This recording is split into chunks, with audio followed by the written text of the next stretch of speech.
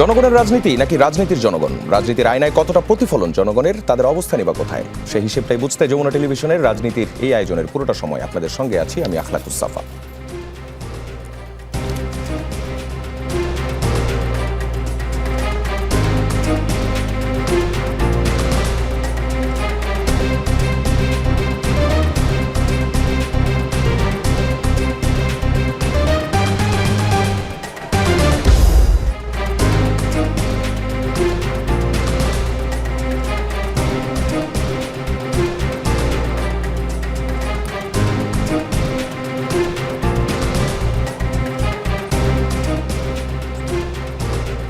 সংসদের ইতিহাসে নজিরবিহীন ঘটনা। জাতীয় স্বার্থে এক সরকার ও বিরোধী দল জ্বালানি পরিস্থিতি নিয়ে করণীয় ঠিক করতে সমান সংখ্যক সদস্য নিয়ে গঠন হলো সংসদীয় কমিটি।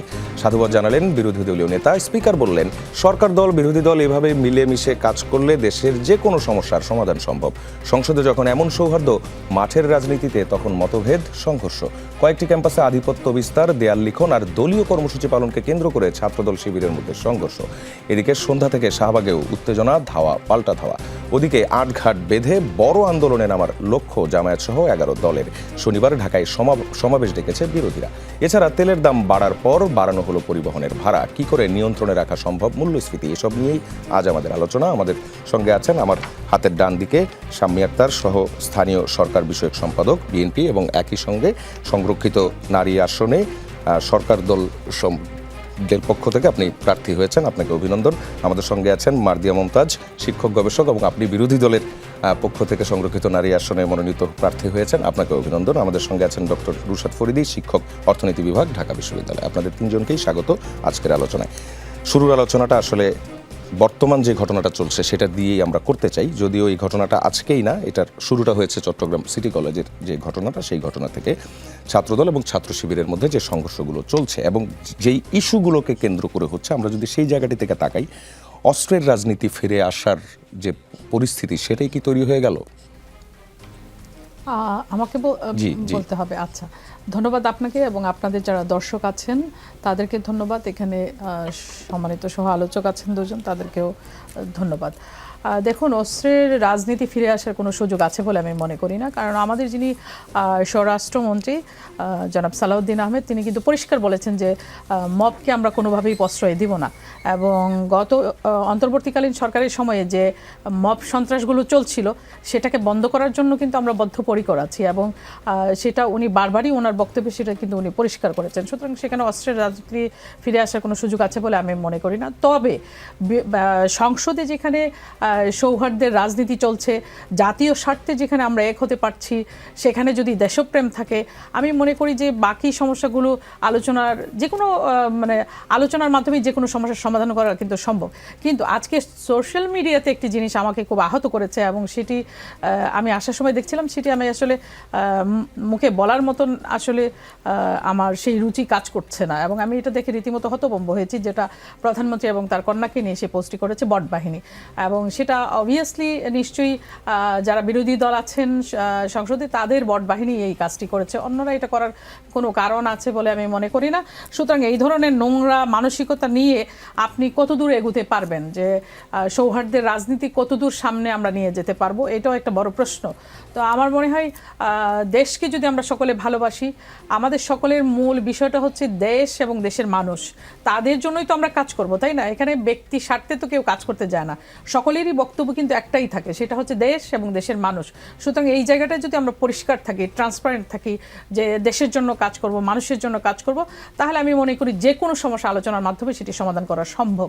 এবং আমরা দেখেছি যে যুদ্ধকালীন সময়েও আমরা দেখলাম যে যুক্তরাষ্ট্র এবং আপনার ইরান, তারা কিন্তু আলোচনাও চালিয়ে গিয়েছে, তাই না? পাকিস্তানে এসে আলোচনা করে গিয়েছে তারা, আবার যুদ্ধবিরতি দিয়েও কিন্তু আলোচনা হয়। সুতরাং আলোচনার মধ্য দিয়ে সমস্যার সমাধান করা আমার মনে হয় সম্ভব। ছাত্রদল ছাত্র শিবিরকে নিয়ন্ত্রণ কিভাবে করা যাবে? নিশ্চয়ই যিনি এই মন্ত্রণালয়ের দায়িত্বে আছেন, আমাদের মাননীয় মন্ত্রী স্বরাষ্ট্র মন্ত্রণালয়, এবং প্রধানমন্ত্রীও নিশ্চয়ই এই বিষয়টি নিয়ে কনসার্ন আছেন। তবে বিরোধী দল যদি মনে করে যে বিএনপি বানের জলে ভেসে আসা দল, তাহলে সেটি কিন্তু ভুল করবে।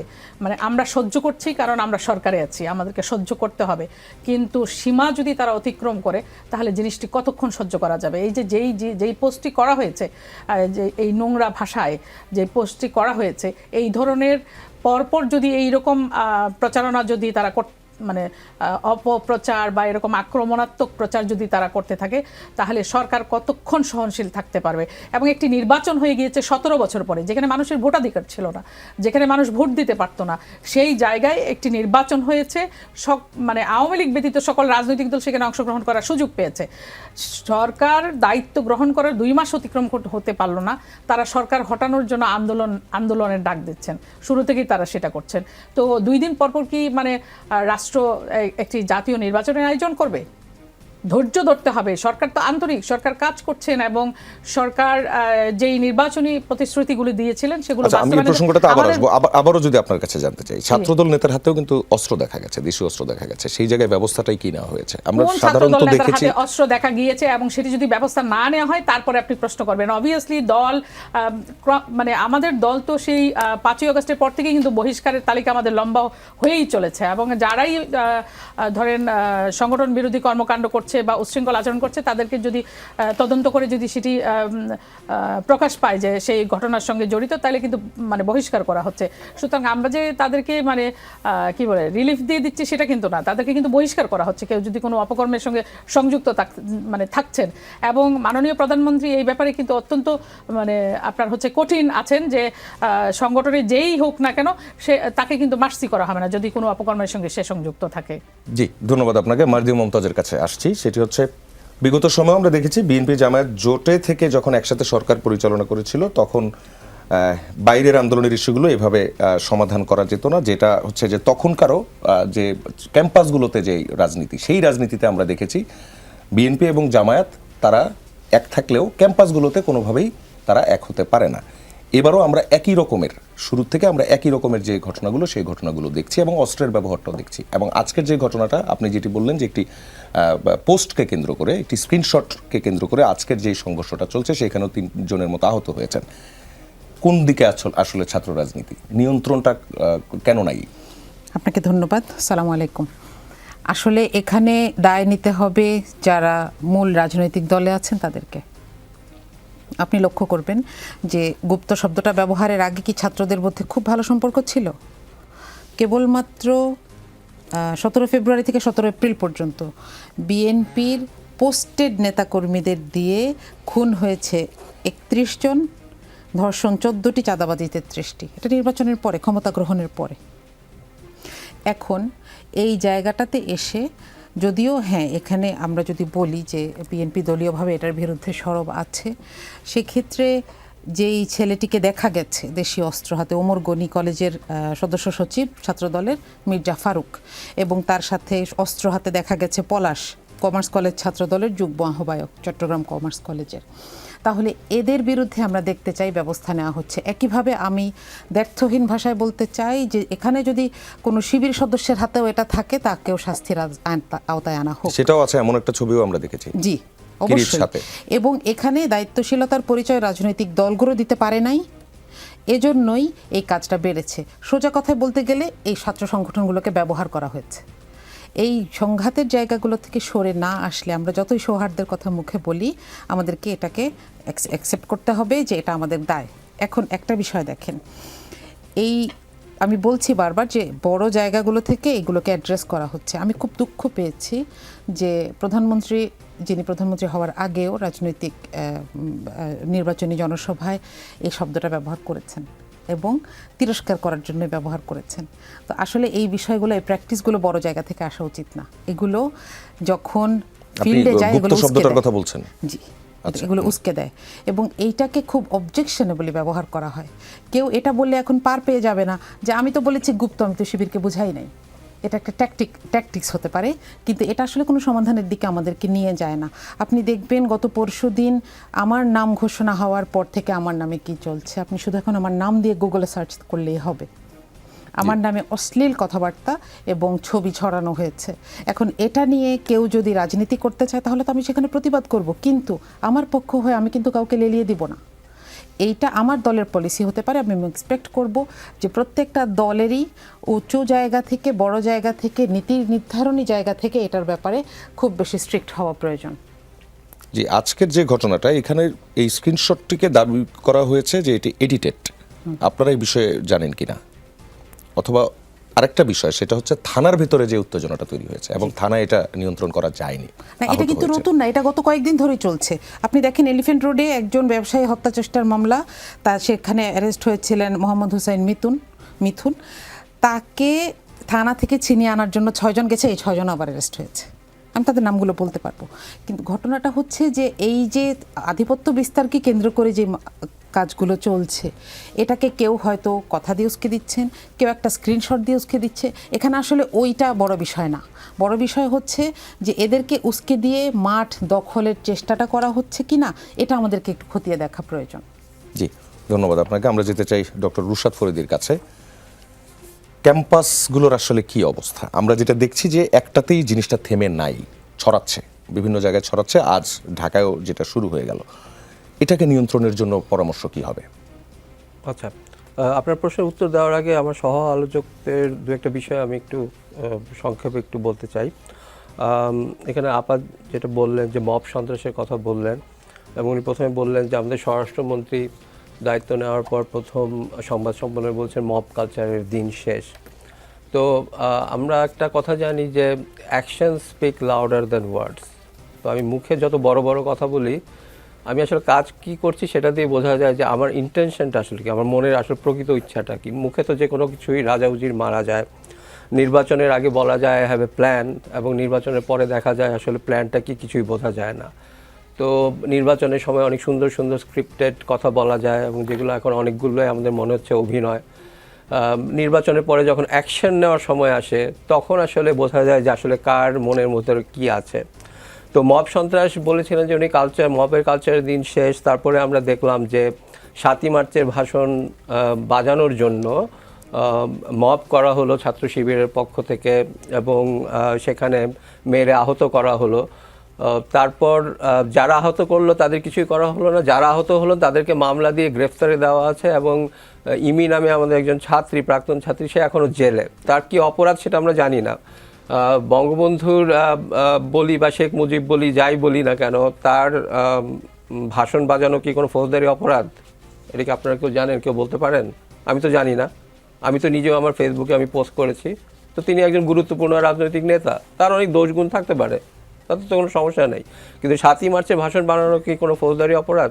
তো সেই কারণে কি কারণে জেলে থাকবে? এবং যারা মব করলো, যারা তাদেরকে আহত করলো, তাদের মধ্যে যদি ছাত্রলীগের কোনো সন্ত্রাসী থাকে, তাহলে আপনারা এতদিন গ্রেফতার করেন নাই কেন? এই 7ই মার্চ ভাষণ বানানোর সাথে সাথে আপনার মনে হলো যে সেই সন্ত্রাসী, তার আগে মনে ছিল না? আচ্ছা, এটা একটা ব্যাপার গেল। এবং শুধু মব এখানে থেমে যায় নাই। তারপর 2-3 জন নেতা, একজন জাগপার নেতা যে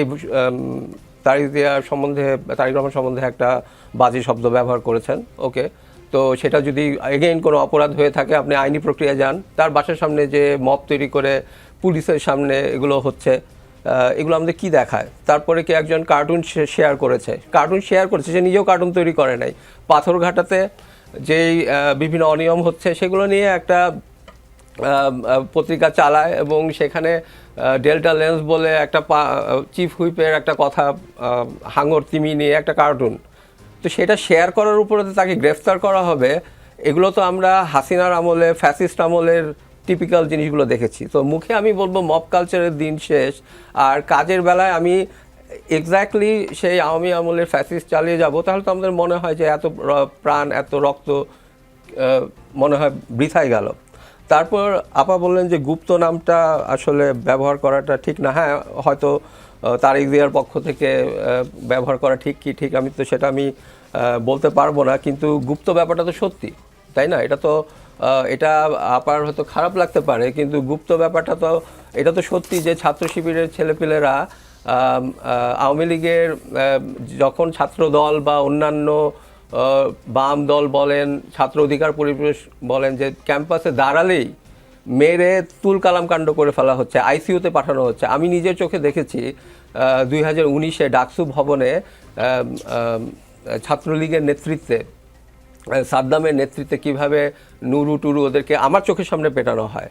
আমার বিশ্ববিদ্যালয়ের কোনো শিক্ষক প্রক্টর বাঁচাতে আসেন নাই, রাইট? কিন্তু তখন এই ছাত্র শিবিরেরা তো ওই ছাত্রলীগ সেজেই ক্যাম্পাসে খুব বহাল তবিয়তে ছিল। তারা বিভিন্ন পদ পদবি নেওয়ার, সাদ্দাম বা কেউ হলে তাকে কংগ্রাচুলেট করতে এগিয়ে আসতো।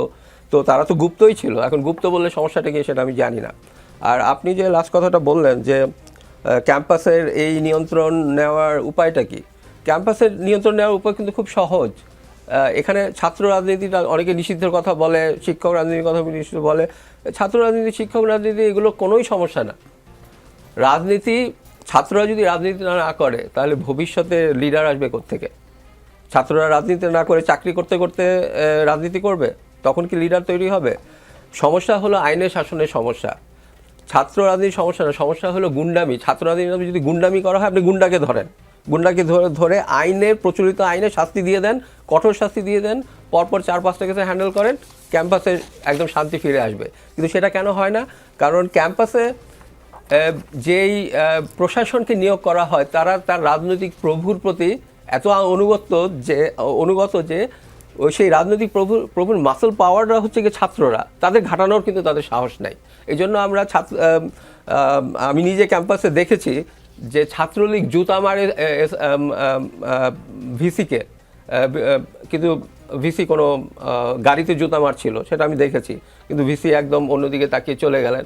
কারণ ছাত্রলীগ বা এই মাসল পাওয়ারকে ঘাটানোর সাহস তারও নাই, কারণ তাহলে তার মসনদ টলে যাবে, কারণ তখন তার রাজনৈতিক প্রভুরা নাখোশ হবেন তার উপরে। তো এই রাজনৈতিক প্রভুদের প্রতি আনুগত্য সহ ভিসি যেখানেই বসবে সেখানে ছাত্র রাজনীতি কখনো কোনোদিন নিয়ন্ত্রণে আসবে না।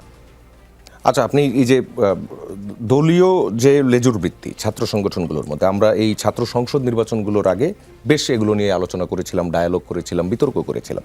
তখন এই জায়গাটিতে সবাই, ছাত্রদল, ছাত্র শিবির, তারা সবাই এই জায়গাগুলো বারবার করে পরিষ্কার করছিল যে তারা যে মূল যে দল থাকে সেই দলের রাজনীতির যে লেজুর ভিত্তিক সংগঠন সেগুলো তারা হবে না, ইন্ডিভিজুয়ালিটি থাকবে ছাত্র সংগঠনগুলোর। সেই জায়গাটা তারা মিস আউট করে গেল কেন? এগেইন লেজুর বৃত্তি কথাটা নিয়ে বেশ আলোচনা হয়েছে এবং এটা বেশ পপুলার শব্দ হয়েছে, মানে সমালোচনার জায়গা থেকে পপুলার হয়েছে, আমি সেটা বলতে চাচ্ছি। এটা এমন না যে খুব পজিটিভ শব্দ হিসেবে বলছি না, কিন্তু আমি আসলে এটা কোনো মিনিং দেখি না। লেজুর বৃত্তি আবার কি? লেজুর বৃত্তি হলো বেসিক্যালি আমি আমার মাদার যে অর্গানাইজেশন আছে সেটার যে আইডিওলজি সেটা আমি ধারণ করি, তাতে সমস্যা কি? প্রত্যেকটা মানুষের তো একটা আইডিওলজি থাকে। এবং ছাত্রদল যদি বিএনপির আইডিওলজি ধারণ করে এবং কিন্তু সেই বিএনপির আইডিওলজি ধারণ করে, বা ছাত্র শিবির যদি জামাতের আইডিওলজি ধারণ করে রাজনীতি করে, তাদের সমস্যা কি?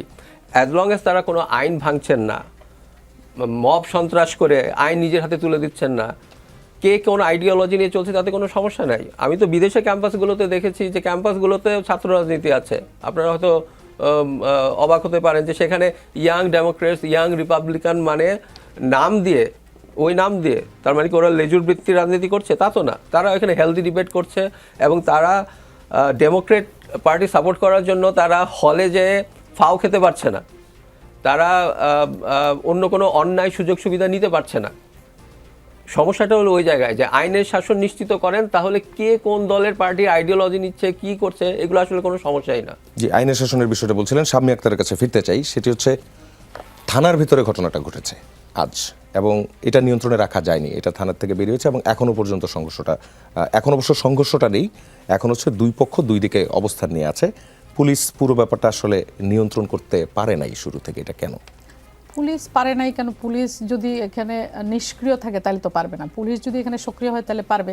পুলিশকে সক্রিয় হতে হবে এবং আইন শৃঙ্খলা রক্ষাকারী বাহিনী যারা আছে তাদেরকে যদি সক্রিয় করা যায়, আমার মনে হয় তারা ব্যর্থ হওয়ার কোনো কারণ আমি দেখি না। কারণ এখানে তো ছাত্ররাই অবস্থান নিয়েছে, হয়তো দুইটি দলের ছাত্র সংগঠন এখানে অবস্থান নিয়েছে। তো এখানে পুলিশ যদি সক্রিয় ভূমিকা রাখে তাহলে এটা নিয়ন্ত্রণ করা তো খুবই সহজ আমার মনে হয়। অ্যান্ড পুলিশ যদি নিষ্ক্রিয় দর্শকের ভূমিকায় অবতীর্ণ হয় তাহলে পরে তো আপনার এটা নিয়ন্ত্রণ করা সম্ভব হবে না। এবং যেই পোস্টটি নিয়ে সমস্যা ক্রিয়েট হয়েছে, আমি যেটা বলছিলাম, নিন্দা জানানোর ভাষাও আমার জানা নাই। এবং উনি যেটা বলছিলেন কি যে হচ্ছে মানে মবের দিন শেষ বলেছেন স্বরাষ্ট্রমন্ত্রী, কিন্তু প্ল্যানের কথা বলা হয়েছে, মিষ্টি মিষ্টি কথা বলা হয়েছে, কিন্তু এখন কাজ করা হচ্ছে না। এটা বোধহয় সর্বৈব ভুল বলেছেন আপনি। আমাদের সরকার কাজ করছে। আপনি দেখেছেন যে ভোটের কালি মুছে যাবার আগেই কিন্তু আমরা আমাদের ফ্যামিলি কার্ড মানুষের হাতে হস্তান্তর করেছি। কৃষকের 10,000 টাকার মতো ঋণ মৌকুফ করা হয়েছে, 22,000 কৃষককে কৃষি কার্ড দেওয়া হয়েছে।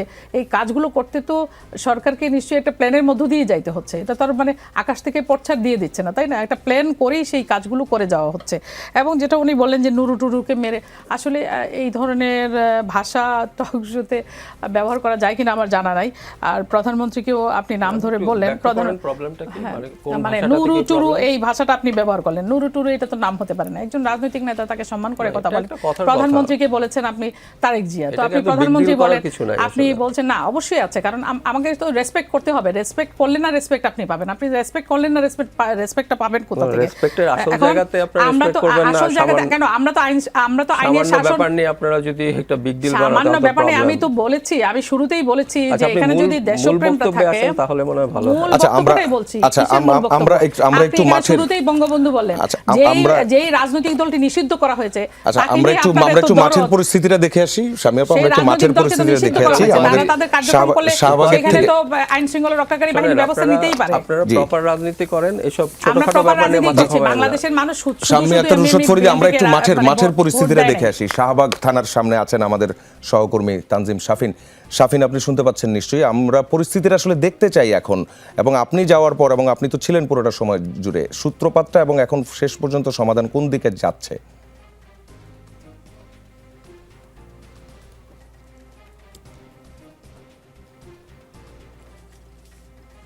শাফিনকে পাচ্ছি আমরা?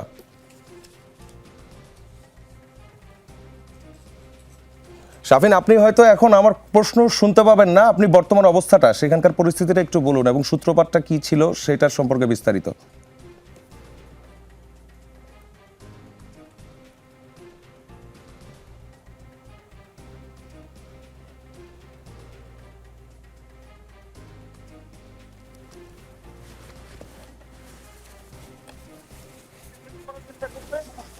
এখানে ছাত্র দলের কেন্দ্রীয় সভাপতি রাকিবুল ইসলাম রাকিব এবং ডাকসু ভিপি সাদিক কাইম সম্ভবত কিছুক্ষণ আগেই তিনি ডাকসু প্যানেল এবং ছাত্র শিবিরের অন্যান্য নেতৃবৃন্দকে নিয়ে তিনিও এখানে উপস্থিত হয়েছেন।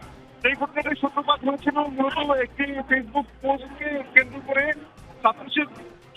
ছাত্র দলের পক্ষ থেকে যেটি দাবি করা হচ্ছে যে প্রধানমন্ত্রী তারেক রহমান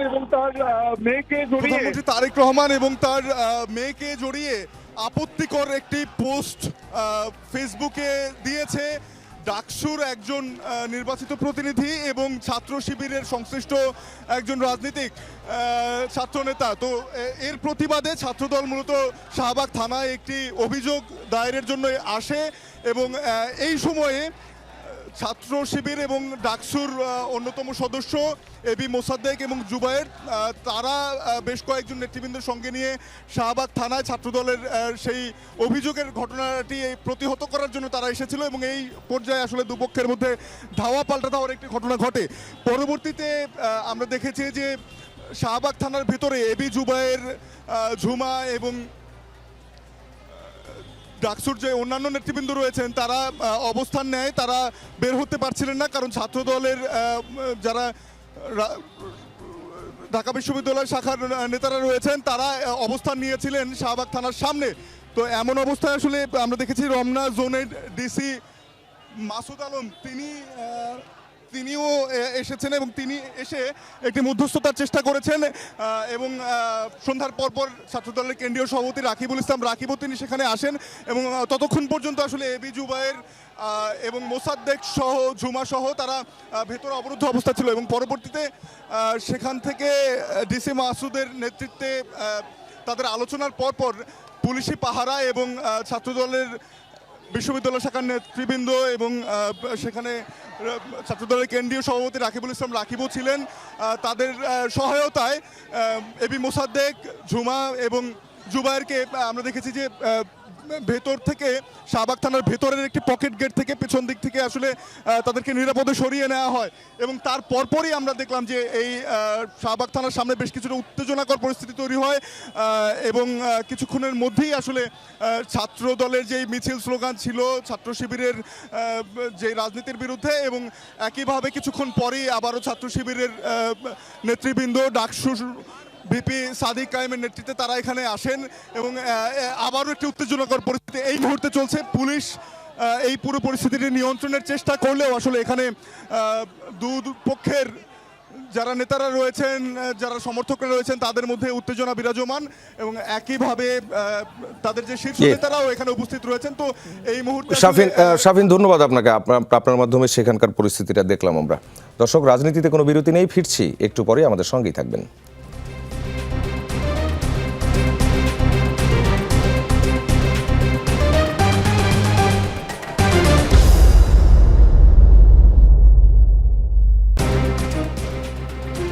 দর্শক, আবারও স্বাগত, ফিরে এলাম রাজনীতির আলোচনায়। এ পর্যায়ে যেতে চাই মার্দিয়া মমতাজের কাছে।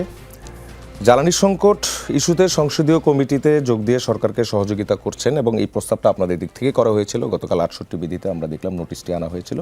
আবার বাইরের আন্দোলনের ইস্যুগুলো এইভাবে কি সমাধান করা যেত না, যেভাবে রাজপথে আন্দোলনের ডাক দেওয়া হচ্ছে? এটা কি কোনো রাজনৈতিক দ্বৈত কৌশল কিনা? দেখেন, এখানে যদি এরকম হতো যে এটা শুধু একটা দলের পক্ষ থেকেই হচ্ছে, তাহলে এটাকে আমরা বলতে পারতাম যে এটাকে আর্টিফিশিয়ালি বানানো হচ্ছে। এটা দুইটা আলাদা কেমিস্ট্রি। স্টুডেন্টরা যেই জায়গাটাতে গিয়ে সংঘাত হয় কিংবা ওদের যে বয়স বা অভিজ্ঞতা, সেই জায়গাটাকে আমাদেরকে কনসিডার করতে হবে। প্রথম কথা হচ্ছে যে তাদের মধ্যে নিজস্ব সিদ্ধান্ত নেওয়ার ব্যাপার আছে কিনা, তারা কি আসলে লেজুর বৃত্তি বলতে যে আমরা নেগেটিভ জায়গাটা বুঝাই। স্যার খুব সুন্দর করে বলছিলেন যে আসলে একটা দলের আদর্শকে ধারণ করতে তো অসুবিধা নাই, ছাত্র অবস্থায় ধারণ করতে তো অসুবিধা নাই, বা সেই অনুযায়ী অ্যাক্ট করতে অসুবিধা নাই, কিন্তু আমার দলের সিদ্ধান্তগুলো কারা নিচ্ছে একটা ছাত্র সংগঠনের, এটা একটু বোঝা দরকার। এখানে যদি এরকম হয় যে আমাকে এই দুই পক্ষকে পরস্পরের বিরুদ্ধে লাগিয়ে দিয়ে একটি তৃতীয় পক্ষ ফায়দা নেওয়ার চেষ্টা করছে, এখানে কিন্তু আমি বারবার বলেছি যে মূল দলগুলোর থেকে এখানে মনিটরিং দরকার, পরামর্শ দরকার, ক্ষেত্র বিশেষে শক্তি প্রয়োগ দরকার। এবং এখানে এটা খুবই সত্যি যে এখানে যে ফৌজদারি অপরাধগুলো হচ্ছে এটার ব্যাপারে খুব স্ট্রিক্টলি ব্যবস্থা নেওয়া দরকার। এবং আমি বলবো যে দেখেন, পুলিশ বাহিনীর কথা আপনি বলছিলেন, তাদের এই যে নৈতিক পরাজয়টা, তারা কাকে বাঁচাবেন আর কাকে দোষী করবেন এই নিয়ন্ত্রণটা তাদের কাছে নাই, যার কারণে পুলিশের নৈতিক অবস্থানটা মজবুত না থাকার কারণে পুলিশ এখানে আইন শৃঙ্খলা রক্ষা করতে ব্যর্থ হচ্ছে। তাহলে আমি বলবো যে এখানে তাদের বিরুদ্ধে ব্যবস্থা নেওয়া দরকার এবং সেটা খুব জরুরি। আমরা চট্টগ্রাম কলেজের মতন সেই অবস্থাটা আর দেখতে চাই না। আমি এই ছবিটা বারবার সোশ্যাল মিডিয়ার কারণে আমার চোখের সামনে চলে এসেছে, কিন্তু আমার মনে হয় না এটা কোনো মানুষের সহ্য করার মতন। এখন আমি তুলনা করি, আপনি কি কোনো দিন চাইবেন, আমি নিজে যদি নিজেকে প্রশ্ন করি যে আমার নেতাকে নিয়ে একটি কটূক্তি করা হয়েছে, এটা একটা ছবি আমার জন্য অসহনীয়, আর তার ফলাফল হিসেবে একজনকে এইভাবে ব্যথা দেয়া হচ্ছে, সারা জীবনের জন্য হয়তো এই ছেলেটার কোনোদিন গোড়ালির উপরে দাঁড়াতে পারবে না। আমার কাছে কোনটা বেশি অসহনীয়? এটা যদি আপনি আমাকে জিজ্ঞেস করেন, আমি বলবো আমার দলের নেতার একটি সামান্য ছবির চাইতে এইটা আমার কাছে বেশি অসহনীয়, একটি জীবন আমার কাছে বেশি গুরুত্বপূর্ণ। আমরা এই প্রায়োরিটির জায়গাটা ঠিক করতে পারি নাই।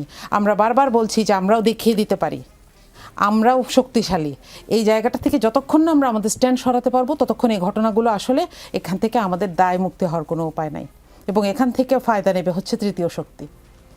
জি, শাম্মী আক্তারের কাছে আসতে চাই। কৃষকরা যাতে ক্ষতিগ্রস্ত না হন সেটা চিন্তা করে লোডশেডিং সহনীয় পর্যায়ে রাখা এবং গ্রাম শহরে বিদ্যুৎ বৈষম্য কমাতে ঢাকায় পরীক্ষামূলকভাবে 110 মেগাওয়াট লোডশেডিং করার সিদ্ধান্ত নিয়েছে সরকার। জ্বালানির সংকট নেই, তারপর ওই লোডশেডিংটা কেন? কোথায় কোথায় 16 ঘন্টা পর্যন্ত লোডশেডিং হচ্ছে? এখন ঢাকার লোডশেডিং দেওয়ার যে পরিকল্পনা, এটা পরিস্থিতি আসলে কোন দিকে নিয়ে যাচ্ছে? মানুষ কিন্তু কনফিউজড। না, মানুষ কনফিউজড হওয়ার কোনো সুযোগ নাই। আমি একটা জিনিস দেখলাম যে অনেকে তেল মানে কিনে নিয়ে অন্য জায়গায় আবার বেশি দামে বিক্রি করছে, এই ঘটনাগুলোও ঘটছে।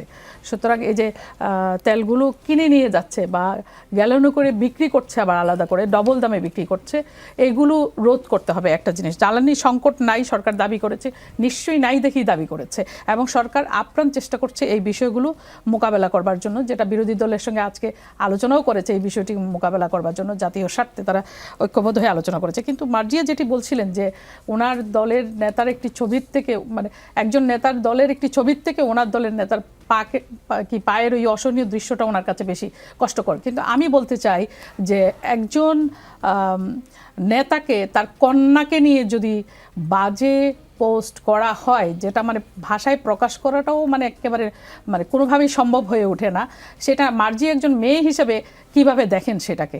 তিনি কি সেটা শুধু, তিনি কিন্তু বলছিলেন যে তার নামটি ঘোষণার পরপর তার ফেসবুকে অনেক বাজে বাজে কথা বলা হচ্ছে, অনেক বাজে কথা ছড়ানো হচ্ছে, সেটা ওনার কাছে অসহ্য লাগছে নিশ্চয়ই, সেই জন্য উনি প্রতিবাদ করছেন বা প্রতিবাদ করবেন। কিন্তু একজন বাবা এবং তার কন্যাকে নিয়ে যদি এই ধরনের নোংরা রাজনীতি করা হয়, তাহলে উনি আবার এইটাও বলেছেন যে রাজনীতি থেকে মানে বড়দের থেকে মানে উস্কে দেওয়া হয়, মানে গুপ্ত কথাটি প্রধানমন্ত্রী নির্বাচনের আগেও বলেছিলেন, এবং মানে তার দাবি হচ্ছে যে তিনি উস্কে দিয়েছেন। তাহলে তাদের দলের যিনি আমির, তিনি যেটা বললেন, আরে রাগ বেটা তোর ফ্যামিলি কার্ড, তুই তুকারি করলেন। তারপরে এই যে রাশেদ প্রধান, যেটা এই যে বিশ্ববিদ্যালয়ের শিক্ষক সাহেব দাবি করলেন যে রাশেদ প্রধান একটি কথা বলেছে প্রধানমন্ত্রীকে নিয়ে, তাহলে কি প্রধানমন্ত্রী মানে উনি কতখানি সহ্য করবেন? এই পরীক্ষা নিচ্ছে বিরোধী দল। মানে মিনিমাম শিষ্টাচার তো থাকবে মানুষ হিসাবে। আপনি একজন বাবা হিসেবে আপনার কন্যাকে নিয়ে যদি এই ধরনের বাজে পোস্ট করা হয় সোশ্যাল মিডিয়াতে, আপনি কি এটা সহ্য করতে পারবেন? আপনি তো সহ্য করতে পারবেন না নিশ্চয়ই, আপনার কন্যাকে নিয়ে যদি করা হয়। আমার যদি কন্যা থাকতো, আমার কন্যাকে নিয়ে এটা করা হতো, আমি নিশ্চয়ই সহ্য করতে পারতাম না। তো যাই হোক, এই কাজগুলো যারা করছে, যে এই বটবাহিনী করছে, মার্জিয়া খুব সুন্দর করে বললেন যে হচ্ছে তৃতীয় পক্ষ সুযোগ নেবে। তৃতীয় পক্ষ সুযোগ নেওয়ার সুযোগ তো তারাই করে দিচ্ছেন। রাকিব বিশ্ববিদ্যালয়ের ছাত্রদলের নেতা, সর্বোচ্চ নেতা ছাত্রদলের, মানে কেন্দ্রীয় ছাত্র নেতা, সে কিন্তু ঝুমা এবং কি যেন জুবায়েরকে কিন্তু বের করে দিয়েছে পকেট গিয়ে দিয়ে। তার মানে তার সদিচ্ছা আছে, তার মানে সে চাচ্ছে না এখানে গন্ডগোলটা পাকুক। তার মানে সরকারি দলের ছাত্র সংগঠন হিসাবে এইটুকুন উদারতা সে দেখিয়েছে। কিন্তু জামায়াত শিবির গুপ্ত রাজনীতি করেছে, এটা তো সত্য। তারা আওয়ামী লীগের হয়ে সাদিক কায়েমকে তার পরিচয় দিয়েছিল গত 17 বছরে। বিএনপির তো অসংখ্য নেতাকর্মী গুম হয়েছে, অসংখ্য নেতাকর্মী, আমরা নিজেরা জেল খেটেছি, আমরা নিজেরা নির্যাতিত হয়েছি পুলিশের দ্বারা, মারপিট, এগুলো কোনো কিছু তো বাকি থাকে নাই আমাদের উপরে, সব কিছুই তো করা হয়েছে। তাহলে এইগুলো ফেস করে তো আমরা আজকে এই জায়গায় এসে দাঁড়িয়েছি। সব কিছু করতে পারলাম আমরা আমাদের পরিচয় দিয়ে, কিন্তু জামায়াত শিবির কেন নিজের পরিচয়ে সেই রাজনীতিটা করতে পারলো না? তাদেরকে কেন গুপ্ত থেকে রাজনীতি করতে হলো, এবং এখন কেন তাদের পরিচয় দিতে হচ্ছে? এবং তারা এই ধরনের কিছুদিন পর পর একটা পোস্ট দিয়ে তারা যদি মনে করে যে সরকারের টেম্পার তারা পরীক্ষা করে দেখবে, যে তারা সরকারের বিরুদ্ধে আন্দোলন তারা সংগঠিত করবে, তাহলে আমার মনে হয় বিষয়টা বোধহয় মানে ঠিক হচ্ছে না। মানে এটা ভালো কোনো ফল বয়ে আনবে না। এই দায়িত্ব জামায়াতকেও নিতে হবে। কারণ একটি ইলেকশন হয়েছে, সরকার তার দায়িত্বের জায়গায় থেকে আইনের শাসন প্রতিষ্ঠার চেষ্টা করছে। তনু হত্যাকারী যারা, তনু ধর্ষণের সঙ্গে যারা জড়িত ছিল, ওয়ারেন্ট অফিসার হাফিজুর গ্রেপ্তার হয়েছে 10 বছর পরে। তার মানে সরকারের সদিচ্ছার তো কোনো অভাব দেখছি না, সরকার তো তার দায়িত্ব পালন করছে। তাহলে বিরোধী দল হিসেবে শুধু সরকারের সমালোচনা করবেন আর কোনো দায়িত্ব নেবেন না, সেটাও তো হতে পারে না। দায়িত্ব নিতে হবে যে বিরোধী দল আপনারাও আসেন, গঠনমূলক সমালোচনা করেন, কিন্তু আপনারা যদি এই ধরনের ইতর রাজনীতি, নোংরা রাজনীতি ছড়িয়ে দেন সমাজের মধ্যে, তাহলে তো মুশকিল। জি, ধন্যবাদ আপনাকে। আমরা প্রশ্নটা ডক্টর রুশাদ ফরিদির কাছে যদি করি, দেশের দৈনিক বিদ্যুতের চাহিদা 16 থেকে 17,000 মেগাওয়াটের মধ্যে, উৎপাদনে রয়েছে 14,000 মেগাওয়াট, ঘাটতি আছে 3,000 মেগাওয়াটের। লোডশেডিং দিয়ে কতদিন এই পরিস্থিতি সামাল দিতে পারবে সরকার? বিকল্প কি ভাবা উচিত? আচ্ছা, আমি সেই প্রশ্নটাতে আসছি, যেহেতু এটা পুরো অন্য লাইনের প্রশ্ন। তার আগে আমার সহ আলোচকদের দু একটা কথার প্রসঙ্গ একটু টানতেই হচ্ছে। আপা বললেন যে আমি বঙ্গবন্ধু উচ্চারণ করেছি, বঙ্গবন্ধুর প্রতি দরদ অনেক। দেখুন, আপনি হয়তো আমার সম্বন্ধে জানেন না, আমি আওয়ামী লীগের পুরো ফ্যাসিস্ট আমলে ওনাদের আওয়ামী লীগ দ্বারা সরাসরি আক্রান্ত হয়েছি। আমি 7 বছর বাধ্যতামূলক ছুটিতে ছিলাম। বিশ্ববিদ্যালয়ের 100 বছরের উপরে ইতিহাসে আর কোনো শিক্ষক 2 বার বাধ্যতামূলক ছুটিতে যায় নাই।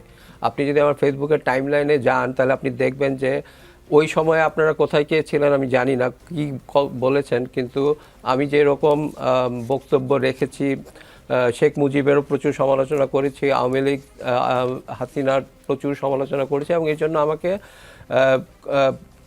17 বছর ধরে আমি সহকারী অধ্যাপক রয়ে গেছি। তো আমাকে আসলে কার প্রতি কি দরদ এটা আমাকে আসলে বলার দরকার নেই। তারপর আপনি বললেন নুরু টুরু, নুরুকে আপনি একবার যে জিজ্ঞেস করবেন যে ও যখন মার খেয়ে ডাকসুর পড়েছিল তাকে কে তখন ঝুঁকি নিয়ে পানি নিয়ে আসছিল, ওকে একবার আপনি জিজ্ঞেস করবেন, তখন আপনি নুরু টুরু নিয়ে কথা বলতে আসবেন। তো আপনি যদি আমার বক্তব্যের কোনো গঠনমূলক সমালোচনা করতে পারেন তাহলে সেটা করবেন, না হলে এসব ছোটখাটো গঠনমূলক সমালোচনা কি আছে? আপনি একজন নাম যখন মেনশন করবেন তাকে তো সম্মান করে করবেন। সে এখন বাংলাদেশের সরকারের একজন মন্ত্রী। আপনি পানি নিয়ে গেছেন ভালো কথা, কিন্তু আপনি শুধু নুরু বলে জিনিসটা এই যে আপনাদের যে তর্কের বিষয়টা, এই যে এই শব্দ প্রয়োগটাই কিন্তু এখন এই যে এতগুলো পরিস্থিতি তৈরি করেছে। আচ্ছা ঠিক আছে, আপনি শুধু নামটাই বলতেন। আচ্ছা ভাই, আমি আমার বক্তব্যটা আগে শেষ করি, তারপর আপনি কথা বলেন, সমস্যা নেই। তো আপনি গঠনমূলক সমালোচনাগুলো যদি করতে পারেন, সংসদে যাবেন, সংসদে যে এই ধরনের ছোটখাটো বিষয় নিয়ে আসলে আপনারা না করে হ্যাঁ আরো থাকবেন, সেগুলো করলে ভালো হয়। তারপর আপনারা যেটা বলছেন যে নেতার ছবি বেশি ইম্পর্টেন্ট নাকি গোড়ালি কেটে ফেলা ইম্পর্টেন্ট, আমার মনে হয় এই ধরনের তুলনাটা আসলে খুব একটা প্রাসঙ্গিক না। বিষয়টা হলো আইনের চোখে অপরাধ কোনটা, সেটা হলো বিষয়। আইনের চোখে যেটা অপরাধ সেটা শাস্তি হতে হবে। আপনারা এভাবে দেখেন তাহলে ওই আবেগের বা ইমোশনের জায়গাটা থেকে সরে এসে সত্যিকারের রাজনীতির জায়গা থেকে আসতে পারবেন। অবশ্যই যে ধরনের ছবি প্রচারিত হয়েছে তারেক রহমানের খুবই নিন্দনীয়, এতে কোনো সন্দেহ নাই, কিন্তু আপনি ওই জায়গাটা থেকে বলতে পারেন না বাপ হয়ে কি সহ্য করবে। এটা তো ব্যক্তিগত ব্যাপার না। একজন প্রধানমন্ত্রী বা স্বরাষ্ট্রমন্ত্রী তিনি একটা দেশ চালাচ্ছেন, উনি ব্যক্তিগত জায়গা থেকে সেটা দেখবেন না। উনি সহ্যই করছেন, উনি তো কিছু করছেন, এটা সহ্য করা বা কিছু না করার বিষয় না। ছাত্রদলও এখানে ভালো ভূমিকা রেখেছেন। আপনার কথার মাঝখানে কিন্তু আমি কিছু বলিনি, আপনি আমাকে শেষ করতে দিলে ভালো হয়। তো সেই জন্য বিষয়টা এই ছবি পোস্ট করার মাধ্যমে দেখতে হবে যে কি কি আইন ভঙ্গ হয়েছে, সেই আইনটা ভঙ্গ হলে সেইভাবে শাস্তির আওতায় আনতে হবে। এখানে কে কি সহ্য করলো না করলো এগুলো তো আসলে গুরুত্বপূর্ণ না। তো এই ধরনের আবেগ বা ইমোশন দিয়ে দেশ চলে না, দেশ চলে আইন দিয়ে। দেশ চালাতে হয় অবজেক্টিভলি। ইমোশনের জায়গা থেকে কথা বললে হয়তো পাবলিক বা আপনার দলের কর্মীরা আপনাকে হাততালি দিবে, কিন্তু এভাবে সুশাসন দেশে আসবে না। আচ্ছা, এরপর আপনি যেটা বলছেন জ্বালানি বিষয়টা নিয়ে বলছিলাম, জ্বালানি সংকটের কথা বলছেন, ওখানে আসি। দেখুন, জ্বালানি সংকট এর মূল কারণটা হচ্ছে গত এগেইন আমরা যদি আওয়ামী লীগের ফ্যাসিস্ট আমলে পড়ে আছি, ওখানে সবচেয়ে বড় একটা সংকট তৈরি হয়েছে, সেটার দায় এখন আমাদের দিতে হচ্ছে। আমাদের সুবর্ণ সুযোগ ছিল 2008 সাল থেকে নবায়নযোগ্য জ্বালানির দিকে চলে যাওয়া, যেখানে পাকিস্তানের মতো দেশ এখন তাদের জ্বালানির একটা বড় অংশ নবায়নযোগ্য রিনিউয়েবল এনার্জি থেকে আনছে, সেখানে আমাদের এখনও 1-2%-এর দিকে। তো আমাদের এনার্জি পলিসি এত ফ্লড ছিল গত 17-18 বছর ধরে, তার দায়টা আমরা এখানে টানছি। কিন্তু তাই বলে কি সেই দায় আমরা টেনে যাব? অবশ্যই না। পাকিস্তান দেখিয়েছে যে জাস্ট 3-4 বছরের মধ্যে তারা এনার্জি থেকে সাবসিডি সরিয়ে কিভাবে সোলার এনার্জির একটা বিপ্লব ঘটানো যায়। এমন না যে তারা খুব প্ল্যান করে করেছে, তারা আসলে করতে বাধ্য হয়েছে, কারণ তাদের দেশ ব্যাংক্রাফট হয়ে গিয়েছিল। IMF এসে বলেছে তোমার এনার্জি সাবসিডি সরিয়ে দাও। তখন কি হলো, তাদের দেখা গেল যে তেলের দাম এত বেশি, যে ইলেকট্রিসিটি বিল এত বেশি আসছে যে বাসা ভাড়ার চেয়ে বেশি, দোকানের ভাড়ার চেয়ে বেশি। তখন তারা বাধ্য হয়ে সবাই সোলার প্যানেল লাগানো শুরু করলো। আর ওই সময় একটা সুবিধাও ছিল যে সোলার প্যানেলের টেকনোলজিগুলোর দাম অনেক কমে এসেছিল। কিন্তু বাংলাদেশে যেটা হয়েছে, বাংলাদেশের এনার্জিগুলো এখন সাবসিডাইজ করে রাখা হয়েছে, যার ফলে সোলার এনার্জি পিছনে যে খরচ, সেই খরচটা কিন্তু এখন ওই সাবসিডাইজ এনার্জির কাছাকাছি। এই জন্য কারো কোনো ওই উদ্যোগটা নেই। তাহলে কি করতে হবে? ওই এনার্জি থেকে সাবসিডিগুলো সরিয়ে ফেলতে হবে। এবং সাবসিডি সরিয়ে ফেলার কথা শুনলে অনেকে হাহা রে রে করে ছুটে আসেন যে আমি তো মানে সাম্রাজ্যবাদী শক্তির দালাল, IMF-এর দালাল হয়ে কথা বলতে আসছি। কিন্তু আমার এখানে একটা বড় পার্থক্য হলো, সেটা হলো আমি সাবসিডি পুরোপুরি সরিয়ে দিতে রাজি নই।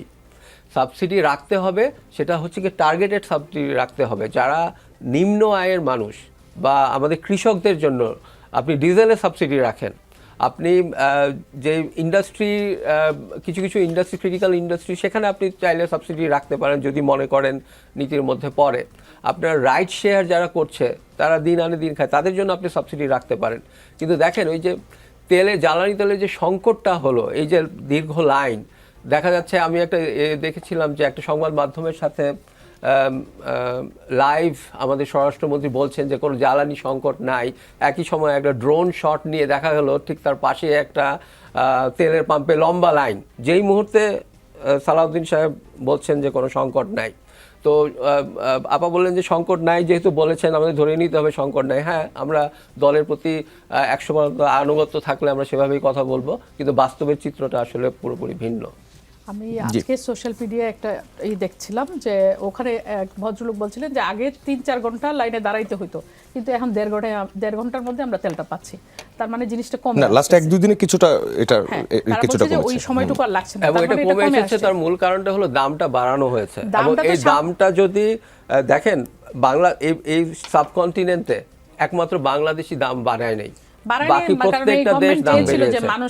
এবং এই দাম না বাড়ানোর অ্যাবসলিউটলি কোনো লজিক নাই। এটা একটা সস্তা জনপ্রিয়তা নেওয়ার চেষ্টা করা হয়েছে, যেটা পুরোপুরি। আচ্ছা, এবার এই দাম বৃদ্ধির ফলে এবার রুশাদ ফরিদী, দাম বৃদ্ধির ফলে এই যে আজ পরিবহনের ভাড়াটাও বাড়ানো হলো এবং বাই ডিফল্ট এখন বাকি সবকিছুরই দামটা বেড়ে যাবে। বাট আমাদের যে এক্সপেরিয়েন্স, আমাদের সিন্ডিকেট, আমাদের অনেক রকমের সমস্যা, আমরা ম্যানেজমেন্ট করতে যে আমরা তালগোল পাকিয়ে ফেলি, অথবা এই জিনিসগুলোতে এটা আছে। এই পরিস্থিতিটায় মূল্যস্ফীতি নিয়ন্ত্রণের উপায়টা কি হবে? মূল্যস্ফীতি নিয়ন্ত্রণে রাখার উপায়টা কি হবে? এখন দেখেন, এটা তো একটা টিপিক্যাল একটা ইকোনমিক ক্রাইসিস, যেটার মধ্যে দিয়ে প্রত্যেকটা দেশই যায়। এবং এটার যেহেতু একটা ক্রাইসিসের সময় কি হয়, সবাইকে সাফার করতে হয়, এই সাফারটা তো করতেই হবে। তো আর্টিফিশিয়ালি একটা দাম কমিয়ে রাখলে কি সাফারিং কমে? আপনি যদি ইকোনমিক লকে, নিয়মকে, যেটা আপনার ধ্রুব সত্য, সেটাকে অস্বীকার করে দাম কমিয়ে রাখেন, তাহলে কি সাফারিং কমে? কমে না। আপনি 120 টাকা দিয়ে অকটেন কিনবেন, কিন্তু সেটার জন্য যখন আপনার 10 ঘন্টা দাঁড়িয়ে থাকতে হচ্ছে, 10 ঘন্টার সময় মূল্য নাই, সেই সময় মূল্য 120 টাকার সাথে যোগ করেন, তাহলে সেই টাকাটা কত হয়? তো শুধু তাই না, সেখানে ব্ল্যাক মার্কেট যোগ হচ্ছে। ব্ল্যাক মার্কেটে যায় কিন্তু আপনি প্রকৃত দামটা দেখতে পাচ্ছেন। তো শুরুতেই যদি দামটা বাড়িয়ে দেওয়া হতো, তাহলে কিন্তু এই সাফারিংটা হতো না। তো এবং সেটা আলটিমেটলি করতে বাধ্য হলো, কিন্তু এর মধ্যে কি ক্ষতি হলো? মানুষের দুর্ভোগ হলো, প্লাস সরকারের একটা বড় টাকা গচ্চা গেল সাবসিডি দিতে, কারণ উচ্চ মূল্যে তাদের কিনতে হচ্ছে আর কম দামে এখানে বিক্রি করতে হচ্ছে। আপনার পরের প্রশ্নটা কি ছিল? মূল্যস্ফীতি নিয়ন্ত্রণে রাখা যাবে কিভাবে? মূল্যস্ফীতি নিয়ন্ত্রণে। আচ্ছা, এখন মূল্যস্ফীতি নিয়ন্ত্রণে রাখার আসলে তেমন কোনো উপায় নেই, কিন্তু এগেইন যেটা আমি বলেছি, তাই বলে কি দরিদ্র জনগণ যারা নিম্ন আয় তারা কি সাফার করবে কিনা, তাদেরকে নিয়ে শুধুমাত্র চিন্তা ভাবনা করতে হবে। আপনি যখন ব্ল্যাঙ্কেট দাম কম রাখেন, তখন কি যেই লোকটা প্রাডো চালাচ্ছে সেও 120 টাকা লিটার দিয়ে কিনছে, আর যে রাইড শেয়ার করে দিন আনে দিন খায় তাকেও 120 টাকা দিয়ে অকটেন কিনতে হচ্ছে। এটা কি কোনো ন্যায্য কথা হলো? তো তাহলে এটা কি করতে হবে? তাহলে টার্গেটেড সাবসিডি দিতে হবে। ধরেন গণমাধ্যমের গণপরিবহনে যেসব বাস চলে তাদেরকে আপনি সাবসিডি দেন, আপনি রাইড শেয়ার যারা আছেন তাদেরকে সাবসিডি দেন। তাদেরকে কিভাবে হতে পারে? যারা রাইড শেয়ার করছে তারা রেজিস্ট্রেশন তার নিয়ে এসে দেখালো, তখন সে হয়তো একটু কম দামে পেলো। গণমাধ্যমের বাস যারা আছে তারা তাদের রেজিস্ট্রেশন কাগজপত্র জমা দিল, তারা একটু কম দামে পেলো। এভাবে নিম্ন আয়ের মানুষদেরকে প্রোটেক্ট করতে আমাদের হবে, কিন্তু আমাদের তো উচ্চ আয়ের যারা অবস্থাপন্ন তাদেরকে প্রোটেক্ট করার এই মুহূর্তে তো সেটা সম্ভব না, এবং সেটাই মোর। আমি আপনার বক্তব্যটা পেয়েছি। মার্দিয়া মমতাজের কাছে যেতে চাই। সংরক্ষিত নারী আসনের আইনি ইস্যুতে মনিরা শারমিনের মনোনয়নটা বাতিল হলো, আর দেরিতে মনোনয়নপত্র জমা দেওয়ার কারণে নুসরাত তাবাসসুমেরটা গ্রহণই করা হলো না। এখন এই আসনের বিষয়ে আসলে সিদ্ধান্ত নেবে সংসদ। আপনাদের জোট কি একটি আসন হারাচ্ছে তাহলে? হ্যাঁ, এখানে কিছু ব্যাপার ছিল, হয়তো এগুলো আগে চেক দেওয়া দরকার ছিল। এখন এনসিপি জোটের শরিক হলেও তারা পদাধিকার বলে এই একটি সিট পেয়েছে, তো এটার ব্যাপারে সিদ্ধান্ত তারাই স্বতন্ত্রভাবে নিয়েছে। তো এখানে আসলে যেটা হবে সেটা তো আনএভিটেবল। জামাতের পক্ষ থেকে আরেকটি দেওয়া হয়েছে বলে, তাই না? দুইটির মধ্যে জি আমি এখানে একটু যোগ করতে চাই দুইটা কথা। একটা হচ্ছে যে স্যার খুব সুন্দর করে বলছিলেন যে এটা ক্রিমিনাল অফেন্স কিনা এটা দেখতে হবে। আপনি দেখেন কিছুদিন আগে কিন্তু জামাতের আমিরের সাদা পাঞ্জাবি এবং সাদা চুলের কারণে তাকে একজন পোস্টেড নেতা সাদা শয়তান নামে অভিহিত করে ফেসবুকে লিখেছে। আমি নিন্দা করেছি। এমনকি জাইমা রহমানকে নিয়ে যখন কথা হয়েছে, আমি আমার ফেসবুক ওয়াল সাক্ষী, আমি সেখানে নিন্দা করেছি। কিন্তু যখন আমিরে জামাতকে এই কথাটা বলা হলো, কোনো দায়িত্বশীল জায়গা থেকে এটার দায়িত্ব নেওয়া হয় নাই, সেটা যেরকম সত্যি কথা, সেটার জন্য ছাত্র শিবির গিয়ে কারোর ওপর হামলা করেছে কিনা সেটাও একটা দেখার বিষয়। কোথাও কোনো ধরনের কোনো অশান্তি হয় নাই। আপনি বলতে পারেন যে এটা বিরোধী দল দেখে হয় নাই, আমি আপনাকে গ্যারান্টি দিতে পারি এটা সরকারি দল হলেও কোনো দিন হতো না। দ্বিতীয় কথাটা হচ্ছে যে আমি অবশ্য অর্থনীতির ছাত্র না, একদমই উল্টো দিকের পড়াশোনা করেছি, আমার জ্ঞান খুব কম। আমি এখানে কয়েকটা ইনফরমেশন একটু রেখে যেতে চাই, যেহেতু আপনাকে অনেক মানুষ শুনছে। সরকারকে শুধু মার্চ মাসে, এটা প্রথম আলোর 23 তারিখের নিউজ, মার্চ মাসে 20,000 কোটি টাকা প্রিন্ট করতে হয়েছে, যেটা পুরোটাই লোন। এটা কেন হচ্ছে? এবং IMFও কিন্তু একটা লোন রিজেক্ট করেছে, আমাদের অর্থমন্ত্রী খালি হাতে ফেরত এসেছেন। সেটার দুইটা কারণ, একটা হচ্ছে সংস্কারে ব্যর্থতা। কি কি সংস্কার? খুবই স্পেসিফিকভাবে তারা বলেছে রাজস্ব অধ্যাদেশ বাতিল হওয়া এবং ব্যাংক রেজলিউশন ল সংশোধন করে চেঞ্জ করে ফেলা, এবং এই কারণগুলোতে তারা রিজেক্ট করেছে। আরেকটা কারণ বলেছে যে সাংবিধানিক প্রতিষ্ঠানগুলোর দলীয়করণের উদ্দেশ্যে গণভোটের যে রায় বাস্তবায়ন হচ্ছে না সেটার ব্যাপারে উদ্বেগ প্রকাশ করেছে। এখন আপনি আমাকে বলেন কোনটা বাইরের সমস্যা, কোনটা ভেতরের সমস্যা? অবশ্যই তেলের সমস্যাটা বাইরের সমস্যা। মূল্যস্ফীতিটাও হয়তো কিছু পরিমাণে আমরা অ্যাভয়েড করার উপায় নাই, কিন্তু এখানে ম্যানেজমেন্টের একটা বড় ধরনের ঘাটতি আছে। আমি খুবই ছোট মানুষ, আমি এই ব্যাপারে এক্সপার্টও না, কিন্তু আমি অন্তত মনে করতে পারি যে তেলের সমস্যাটা শুরু হওয়ার 1-2 দিনের মধ্যেই আমরা এটা বলা শুরু করেছি যে এখানে একটা সর্বদলীয় ঐক্য দরকার।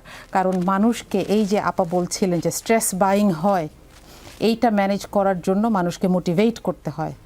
আমরা দেখেছি কোভিডের সময় এই ঘটনাটা হয়েছে, মানুষ টিস্যু পেপার নিয়েও মারামারি করেছে। এই জায়গাটাতে সর্বদলীয় একটা দরকার, একটা ঐক্য দরকার, এবং এটার মাধ্যমে মানুষের কাছে যাওয়া দরকার। আপনি শুধু ক্রুড মেজরিটির কারণে এটা মনে করতে পারেন না যে 60% আমার ভোট আর বাকি 40% তো আমার ভোট না। কিন্তু এটা যাদের ভোট তাদেরকে সহই মানুষের সামনে যাওয়া উচিত। এখনও আমি বলবো যে এটা খুবই ভালো একটা সিদ্ধান্ত হয়েছে এবং মানুষকে মোটিভেট করা উচিত। আমি অনেককে দেখেছি প্রাইভেট কার সরিয়ে রেখেছেন, গ্যারেজে রেখে দিয়েছেন, এখনও ব্যবহার করছেন না, কারণ এটা অ্যাফোর্ড করা যাচ্ছে না। একজন ড্রাইভার সে দিনে গাড়ি চালাবে আর রাতে লাইন ধরে বসে থাকবে, এটা হচ্ছে না। এইটা আরও আগে থেকে মানুষকে দিয়ে করানো যেত, এবং অবশ্যই আমাদেরকে খুব দ্রুত একটা রেশনিংয়ের মধ্যে চলে যেতে হবে। সম্ভব হলে কিছু জিনিস উইথড্র করে ফেলতে হবে যেন রাস্তায় গাড়িগুলো কম নামতে হয়, কারণ এটা একটা বৈশ্বিক সংকট। কিন্তু এটার ম্যানেজমেন্টে যে কিছু ঘাটতি ছিল, আমার মনে হয় সরকার কিছুতেই এটাকে এড়াতে পারবে না। জি, ধন্যবাদ আপনাকে মারদিয়া মমতাজ, শাম্মী আক্তার এবং ডক্টর রুশাদ ফরিদী আজকের আমাদের রাজনীতির আয়োজনে জয়েন করার জন্য। দর্শক, রাজনীতির কোনো শেষ নেই, তাই চলতেই থাকবে। তবে আমাদের রাজনীতির আয়োজন আজ এ পর্যন্তই। আমরা ফিরবো আগামী রোববার রাত 9টায়। থাকবেন যমুনা টেলিভিশনের সঙ্গেই।